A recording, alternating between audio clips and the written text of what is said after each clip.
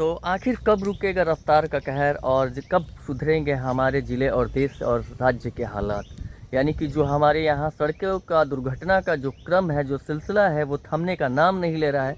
और रोज़ कहीं ना कहीं ये सुनने को मिलता है, जिस कारण से अनेकों लोग अपने रोड एक्सीडेंट में मतलब जान गंवा रहे हैं, बिना समय के वो अपनी जान गंवा रहे हैं। और इस लचर व्यवस्था का सबसे बड़ा कारण है ट्रैफिक व्यवस्था का सही ना होना और जो लापरवाह ड्राइविंग है उसका, ओवर स्पीड जो है उसका।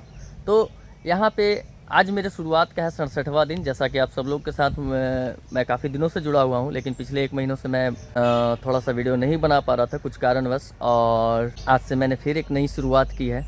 तो आज मेरे शुरुआत का 67वां दिन है। और जैसा कि आप लोग को पता है कि मैं रोज़ एक टॉपिक पे बात करता हूं, तो आज फिर हमारा आज का टॉपिक है रोड एक्सीडेंट। जैसा कि कल हमारे भोजपुर में एक रोड एक्सीडेंट हुआ और उसमें एक सास दामाद की मृत्यु हो गई है, ऑन स्पॉट मृत्यु हो गई है।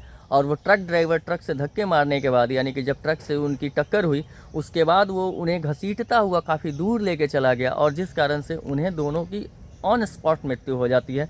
और एक हंसता खेलता परिवार, और एक क्या 2 परिवार कहें, क्योंकि सास और दामाद थे, तो एक बेटी का घर भी उजड़ गया और एक ससुराल पक्ष भी उजड़ गया।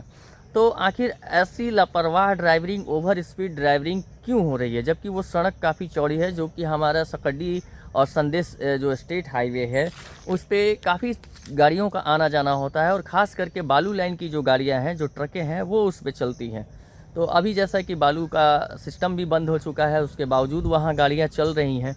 और जो ड्राइवर हैं, जो इतनी लापरवाही से ड्राइविंग करते हैं, जो कि ओवर स्पीड चलते हैं, बिना लेन के चलते हैं, और आम आदमी आखिर चले तो चले कहाँ, ये एक सबसे बड़ा सवाल है। और बहुत सारे लोग जुट जाते हैं, गांव वाले आते हैं, नेता आते हैं, मंत्री आते हैं, मुखिया आते हैं, और सिर्फ एक वकायद होती है क्या कि इनको मुआवजा मिलना चाहिए। मुआवजा मिल गया, उसके बाद सारा केस फलान ढिकान सब कुछ ख़त्म, और उसके बाद फिर वैसा ही कार्यक्रम शुरू हो जाता है, फिर वैसे ही सारी चीज़ें हो जाती हैं। मेरा एक छोटा सा सिर्फ और छोटा सा अपील है कि क्या ये व्यवस्था नहीं सुधर सकती, क्या ट्रैफिक के नियम नहीं सुधर सकते हैं, क्या लोग इसी तरह अपनी जान गंवाते रहेंगे।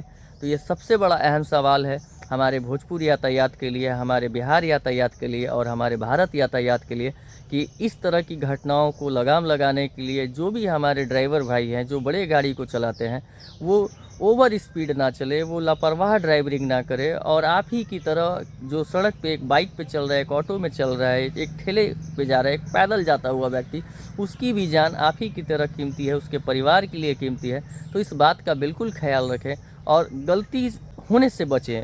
होता है कि आदमी गलती से हो गया, एक गलती और एक बहुत कम फासला होता है। अगर आप सतर्क रहेंगे तो घटनाएं नहीं होंगी। तो इस तरह की चीज़ें, और प्रशासनिक महकमे से मेरा सिर्फ एक छोटा सा अपील है कि इस तरह की घटनाओं के लिए बहुत कड़े निर्णय बनाने की ज़रूरत है। जो राज्य के सरकार और राज्य के जो मुखिया हैं, उनसे मैं अपील करना चाहता हूँ कि इस तरह की जो घटनाएं हो रही हैं उनको रोक के लिए बहुत ही कड़े नियम आपको बनाने की ज़रूरत है। जो ट्रैफिक व्यवस्था उसको सुधारने की ज़रूरत है। जो ट्रैफिक व्यवस्था पे जो कर्मचारी काम कर रहे होते हैं यातायात पुलिस के, उनको अच्छे से काम करने की ज़रूरत है।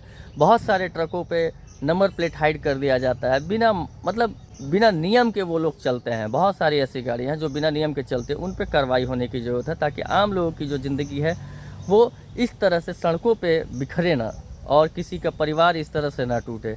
तो ये, अगर मेरी बात आपको ये अच्छी लगी हो तो इस वीडियो को ज़्यादा से ज़्यादा शेयर कीजिएगा। तब तक के लिए आप मुझे आज्ञा दीजिए। जय भारत, जय हिंद।